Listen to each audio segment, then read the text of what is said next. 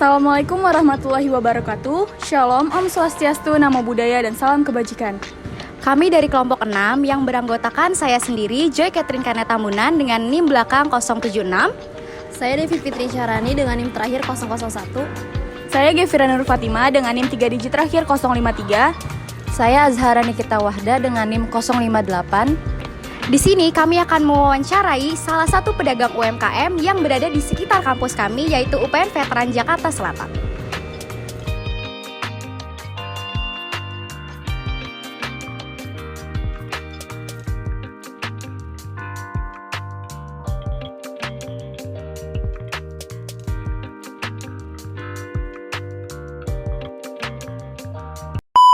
Ya baik, Pak, sebelumnya siapa ya nama Bapak?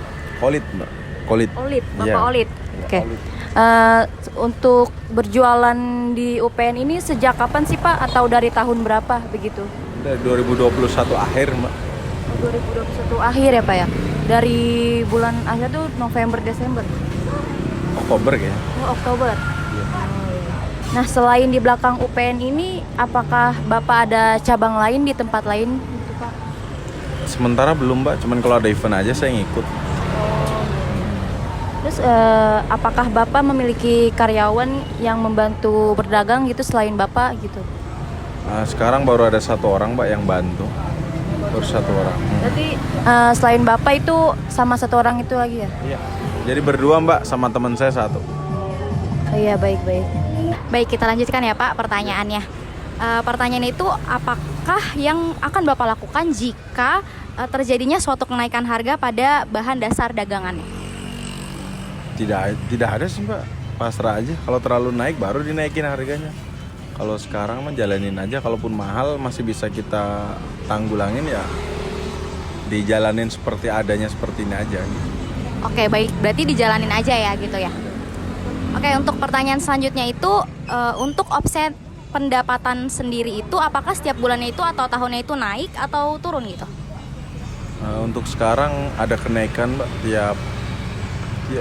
tiap harinya memang ada kenaikan sih. Tapi namanya orang jualan kadang pas sepi-sepi, kadang pas rame-rame. Cuman kalau dibandingin yang kemarin-kemarin memang lebih ramai sih sekarang. Berarti ada kenaikan ya Pak ya? Iya. Mungkin karena waktu udah lama jualan di sini jadi semakin hari semakin ramai, Mbak. Jadi semakin banyak orang yang tahu lah. Oke. Kemudian pertanyaan selanjutnya itu apa harapan Bapak atau keinginan Bapak setelah berdagang dalam kurun waktu selama ini? Banyak cabang sih, Mbak, yang sekarang saya kejar itu. Dia udah berjalan sih, cuman pas sepi jadi orang saya suruh pulang. Udah berjalan nambah tempat lagi, sepi orang saya suruh pulang. Cuman kalau sekarang saya kejar untuk buat menambah cabang. Iya. Nah. Berarti keinginannya itu menambah cabang ya Pak ya? Iya benar, Mbak. Biar bisa santai di rumah. Oke, semoga terwujud ya Pak ya. Amin. Oke Pak, saya lanjut ke pertanyaan selanjutnya. Apakah pentol ini sudah didaftarkan ke Haki Pak? Belum, Mbak. Oh, belum. Sebelumnya Bapak tahu gak apa itu Haki? Tidak tahu, Mbak. Tidak tahu. Oke, saya akan menjelaskan sedikit apa itu Haki. Jadi Haki ini sebuah hak merek yang mana yang dikeluarkan oleh Direktorat Jenderal Kekayaan Intelektual atau HKI, di mana pemilik terdaftar dapat menggunakan merek tersebut, dan hak eksklusif lainnya yang didasarkan pada kelas dan untuk produk mana hak tersebut didaftarkan. Jadi Haki ini sangat penting sebenarnya untuk penjualan, karena logo, nama usaha, dan juga produk kan pada dasarnya adalah suatu kekayaan intelektual yang harus memperoleh pengakuan dan juga perlindungan.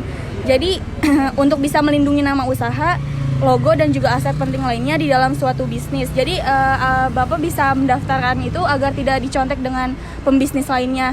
Jadi kayak orang kan bisa aja mencontek. Jadi kalau kita udah daftar, kita udah punya merek sendiri nih. Jadi terus juga produk kita orang udah kenal banyak gitu kan.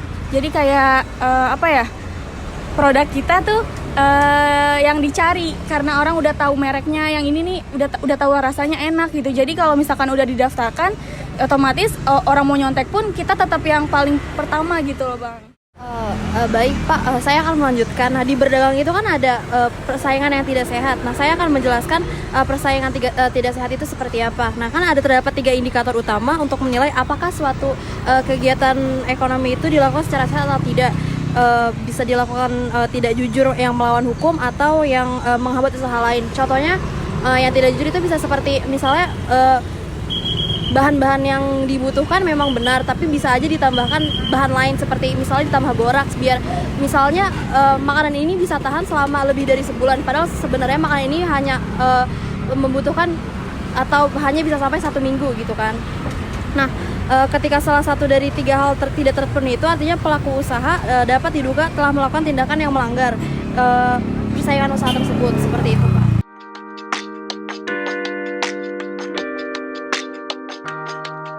Sekian wawancara dari kelompok kami. Jika ada salah atau kurang kata, kami mohon maaf. Terima kasih dan Wassalamualaikum warahmatullahi wabarakatuh.